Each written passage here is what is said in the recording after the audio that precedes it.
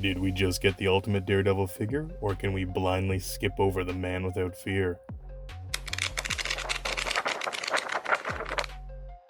Welcome back to the channel, true believers. Today we're ripping into one of the hottest releases this summer, the Secret Wars Daredevil. But before we crack that open, do me a huge favor and Hulk smash that subscribe button. It helps the channel grow immensely, and I appreciate your continued support. Getting back into it, Hasbro is continuing to lay down the nostalgia with these retro card backs. There's not much different from the previous releases, but I do enjoy the bios on the back. It really reminds me of my earlier childhood when I was learning about these characters and reading their bios.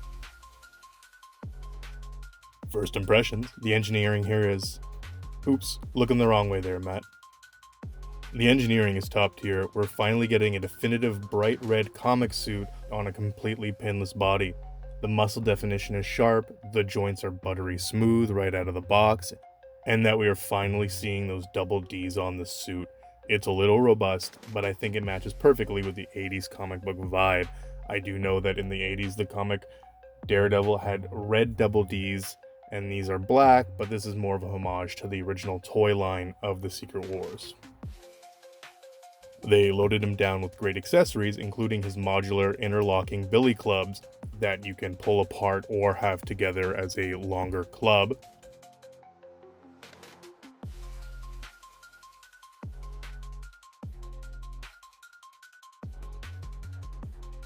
A translucent radar effect piece.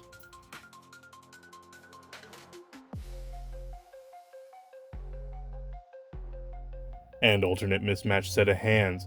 The star, though, really is that radar effect. It fits snugly right onto the back, setting up for perfect cue for some photography or animation. I do wish there was an alternate head, either maskless or battle damaged, but it's nice to see more effect pieces lately in Hasbro products. Also, just like all the other Secret War releases, there's a lenticular holographic shield, which personally this is something that I really like. I think it's cool. I've seen a lot of hate towards these online saying there's no use for it, and I agree. I'm not going to use this in toy photography or animation in any kind, but I think it's something cool to collect, just like how McFarlane has those trading cards, or even Creative Beast Studios with the Beast of Mesozoic. Like, it's just something cool to collect, and I think it's neat. For Sculpt, the facial expressions in the mask are excellent, and the wrinkles throughout the suit look great. As mentioned before, I'm really happy to see that Double D logo on the suit. Being absent for most of the Netflix and Disney Daredevil, it's a relief to see some comic accuracy here.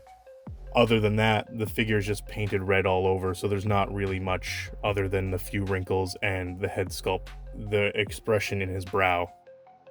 Articulation-wise, there's nothing really new here, but again, I have the same gripe that I've had the last few reviews with Marvel Legends and Hasbro. I do not understand why they cannot use the drop leg here.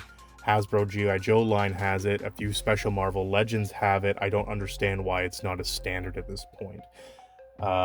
Many times in my photography or animation, I really just wish they had the fluidity to bend the leg back normally. You know, obviously we can't have butt cheek articulation, but having that drop leg to allow further mobility in the legs, it would be a huge deal, I think, for a lot of us.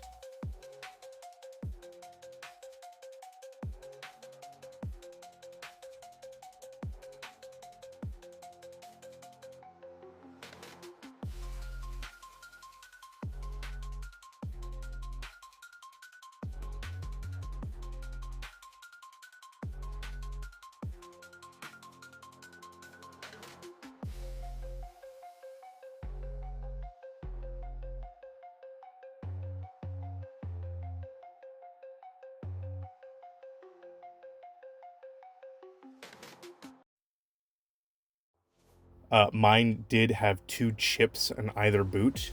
This is minimal to me, as there never be the prime focus, but it is like a dead pixel. Once you see it, you know it's there.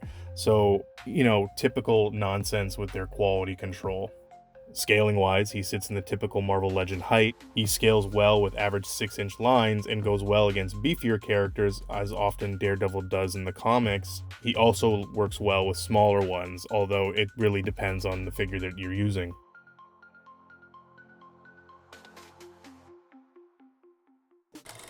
Let's have a roll the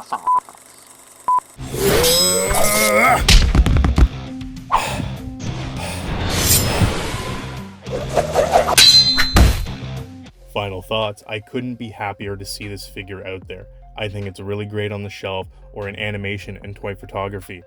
A truly Excelsior addition to your collection, whether it's another addition in your Daredevil line or this is your first Daredevil, this is a great choice. I still wish the leg articulation would be better and the quality control was better at Hasbro, but this is a win for me.